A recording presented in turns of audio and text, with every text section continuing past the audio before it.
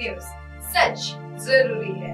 नमस्कार दर्शकों, ये है मिनट्स न्यूज नेटवर्क और आप देख रहे हैं मिनट्स न्यूज टीवी। मैं हूं आपके साथ प्राची। आइए देखते हैं देश और दुनिया की तमाम बड़ी खबरें।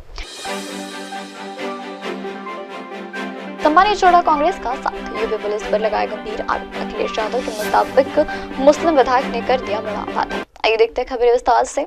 संपा ने छोड़ा कांग्रेस का साथ। लोकसभा इलेक्शन में इंडिया अल्पसंख्यक के परचम लहराते हुए साथ चुनाव लड़ रहे भारतीय राष्ट्रीय कांग्रेस और समाजवादी पार्टी की राहें दिल्ली विधानसभा चुनाव की ओर बढ़ती जा रही है। समाजवादी पार्टी के राष्ट्रीय अध्यक्षता अखिलेश यादव ने बीते दिनों आम आदमी पार्टी के राष्ट्रीय संयोजक अरविंद केजरीवाल के साथ मंच साझा किया था। उसके बाद से ही कयास लग रहे थे कि अब संपा प्रवर्तक फलकुर हसन चांदी की सीट स्पष्ट कर दी जाएंगी। दिल्ली में साल 2025 के फरवरी में प्रस्तावित विधानसभा चुनाव के संदर्भ में चांद ने कहा कि दिल्ली में आम आदमी पार्टी और कांग्रेस अलग अलग चुनाव लड़ रहे हैं तो आरोप भी लगेंगे, कुछ बातें भी होंगी। संपा प्रवर्तक ने कहा कि संपा के राष्ट्रीय अध्यक्ष अखिलेश यादव ने पहले ही स्पष्ट किया था कि दिल्ली में आम आदमी पार्टी को समर्थन करें। कुछ बातें इंडियन अलायंस के नेतृत्व को लेकर हो सकती है, कुछ मतभेद भी हो सकते हैं, लेकिन संपा चाहती है कि इंडिया अलायंस मजबूत रहे। राष्ट्रीय स्तर पर संपा भारतीय जनता पार्टी को हराने के लिए सबसे और सबके साथ चल रही है और भरोसा भी दिला रही है। उधर कांग्रेस की प्लानिंग है कि वह राज्य इकाई की नई कटौती और समिति के चलते पूर्व प्रयास करे और कम से कम 150 सीटों पर अपने प्रभावी की नियुक्ति करेंगी। दावा यह भी है कि उन्हें प्रभावी को प्रत्याशित बनाने के दौरान अब यह देखना दिलचस्प होगा कि विधानसभा चुनाव में संपा और कांग्रेस का सियासी रिश्ता किस करट पर बदलता है। बढ़ती अगली खबर की ओर।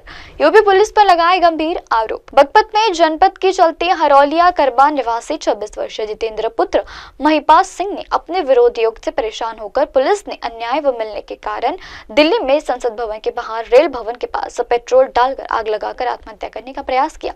जितेंद्र के भाई का कहना है कि एक आरोपी हमगोई का चरपुलिया थाना पुलिस उसके प्रभाव में उनकी शिकायत को अनुसूचित कर रहा है और आरोपी के खिलाफ कार्रवाई नहीं करने की भी बात कही। जितेंद्र पुत्र ने यह भी कहा कि होमगार्ड और उसके भाई ने 2 साल पहले उसके खिलाफ 2 मुकदमे दर्ज कराए थे। इस महीने पहले एक आरोपी ने अपने पिता के ऊपर कार चढ़ाकर मारने का प्रयास किया, जिससे आरोपी के खिलाफ मुकदमा दर्ज किया गया, लेकिन अभी तक पुलिस ने किसी भी प्रकार की कार्रवाई नहीं की। उन्होंने यह भी कहा कि जितेंद्र ने अपनी जान देने का प्रयास किया। पुलिस ने मौका भी दर्ज किया और मामला भी सुना, लेकिन नई हुई कार्रवाई को चलते पुलिस ने काफी हल्के में लिया। इसके बाद कार्रवाई नहीं हुई। उधर उसने पहले आरोपी वीरेंद्र पर वर्ष 2021 और वर्ष 2022 में होमगार्ड करविंद उनके खिलाफ 2 मुकदमे दर्ज कराए थे, जबकि दोनों घटनाओं से उसने साथ मारपीट हुई थी।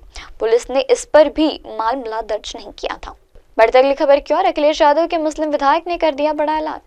समाजवादी पार्टी के विधायक रईस शेख ने बुधवार को कहा कि महाराष्ट्र के मुस्लिम की अच्छी खासी संख्या को होने वाले विधान क्षेत्रों में नतीजे इस दावे को गलत साबित कर सकते हैं कि अल्पसंख्यक समुदाय बीजेपी के खिलाफ सामूहिक रूप से वोट करता है।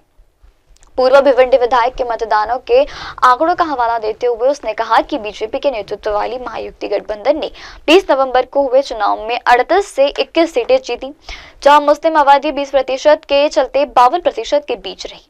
शेख ने यह भी कहा कि एक बयान में उनके जीतने वाले उम्मीदवार हिंदू थे। उन्होंने आरोप लगाया कि अगर वोट जिहाद होता तो ऐसा नहीं होता। कुछ महायुति उम्मीदवार 1500 वोटों के अंतर में जीते, लेकिन वोट जिहाद के दावे का इस्तेमाल मुस्लिम समुदाय को बदनाम करने के लिए किया गया। चुनाव प्रचार के दौरान बीजेपी नेता देवेंद्र फडणवीस ने विपक्षीय पर मतदाताओं के ध्रुवीकरण के प्रयास का आरोप लगाता था और कहा था कि अगर वोट जिहाद है तो इसका मुकाबला वोट के धर्म युद्ध से किया जाना चाहिए। फिलहाल वक्त चाहे दर्शकों ब्रेक लौटने के बाद देखेगा देश और दुनिया की तमाम बड़ी खबरें। बने रहिए मिनट्स न्यूज टीवी पर। नमस्कार। आप देख रहे हैं एमएनएस न्यूज।